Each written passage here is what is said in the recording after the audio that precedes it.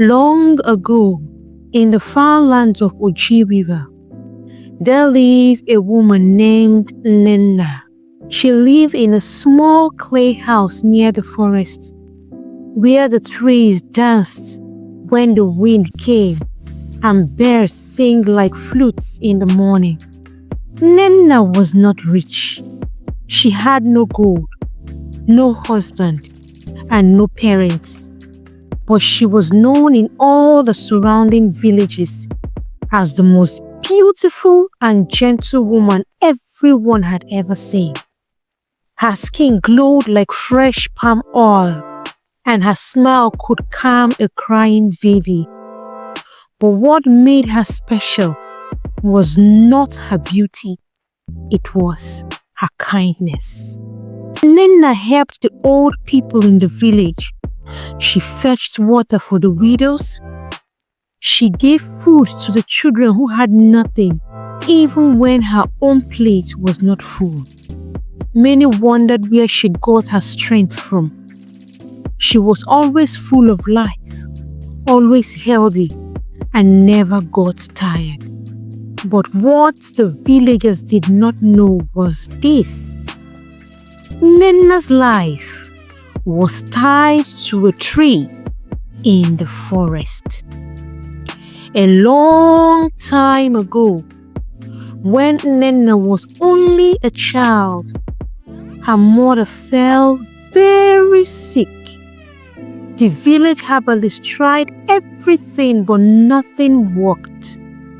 One night, her mother took her into the forest and stood in front of a very old big tree. Its bark was white like chalk, and its branches stretched so high even the moon could not touch them. "Nenna," her mother whispered with the last strength in her voice. "This is the life tree. It is sacred. I have made a vow to the spirits. From today, your life and this tree's life will be one. As long as the tree lives, you will live. If it dies, your life will end too. But remember, only you must care for it. Protect it with your life, for it is now your other heart." That very night, Nenna's mother passed away beside the tree. Little Nenna buried her there with tears and promised the spirits she would take care of the tree forever. Years passed. Nenna grew into a woman. Every morning, before the sun began to shine, she would enter the forest with a calabash of water, a broom made from palm frond, and a piece of white cloth. She cleaned the ground around the tree, poured water at its roots, and placed fresh flowers at its base. The tree was her secret and her life. Even when the village called her to marry many times, she refused. She did not want to leave the forest. She could not explain to anyone why. How could she tell them that her life depended on a tree? They would call her mad or accuse her of making strange pacts with spirits. But one day, something happened that changed everything. There was hunger in the land. The sun refused to hide, and the rain forgot the way to the village. The rivers dried up. The yams in the field turned to dust. People cried in corners and looked to the skies. Goats stopped making noise, and the drums in the village square were silent. That year, a prince named Obil came from a far-away kingdom. He heard of Nnenna's beauty and kindness, and he came with gold, clothes, and rich foods to ask for her hand in marriage. The villagers were happy. They saw it as a gift from the gods, a blessing in hard times. Nnenna was gentle, but she was firm. "I cannot marry this man," she said. Simple. The elders were angry. "Do you know what you are refusing?" "I am sorry," she replied, "but I must stay close to where I belong." Prince Obil was confused and hurt. "Am I not good enough?" he asked. Nnenna could not tell him the truth. She just bowed her head and walked away in silence. But Obil was not the prince who took no easily. One evening, he followed Nnenna into the forest, hiding behind trees like a hunter.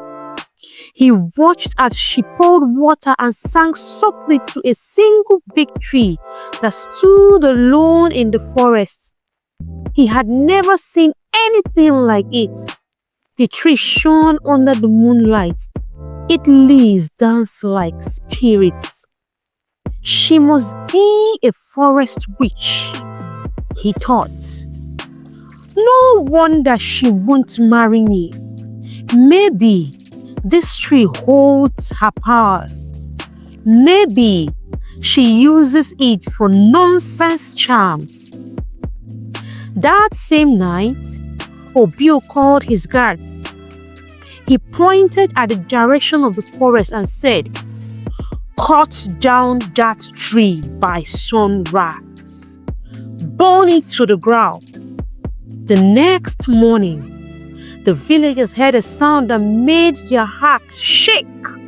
Axes, loud, sharp sound of axes. Tock, tock, tock. It was coming from the forest. The women left their cooking fires. The men dropped their machetes. Everyone rushed to see what was happening. There in the forest, Obil's guards were chopping into the very base of the great tree. "No!" Nnenna screamed, running through the crowd. "Leave it alone!" But her voice came too late. With one final hit, the tree cracked and began to fall. Wow! A cloud of dust rose. Birds scattered into the sky. The earth shook a little and then silence. Nnenna dropped to the ground like a dry leaf. Her eyes rolled back. Blood rushed from her nose. Her body became still. The villagers gasped. "What have you done?" cried an old woman. Obil stood frozen, as if his feet were stuck in mud. He never knew. Two women picked up Nnenna's cold body and carried her back. The village mourned that night. But just before sunrise, something strange happened. A young boy, Iki, who always watched Nnenna secretly, went into the forest. He touched the broken tree and found that its roots were still alive, still warm. He dug quickly into the earth. From under the deep brown soil, he found a small shoot growing, a tiny baby tree, full of life. He ran back to the village. "We can save her!" he cried. "The tree is not fully dead." Without delay, the villagers carried Inanna's body back to the forest and placed it beside the growing shoots. They covered the roots with fresh earth and poured water on it. Then they waited. 1 hour, two, then, just as the first bird sang, Lena took a long, deep breath. Her eyes opened slowly. "She lives!" the villagers shouted. From that day, the villagers protected the tree like it was their own child. As for Prince Obio, shame filled his face.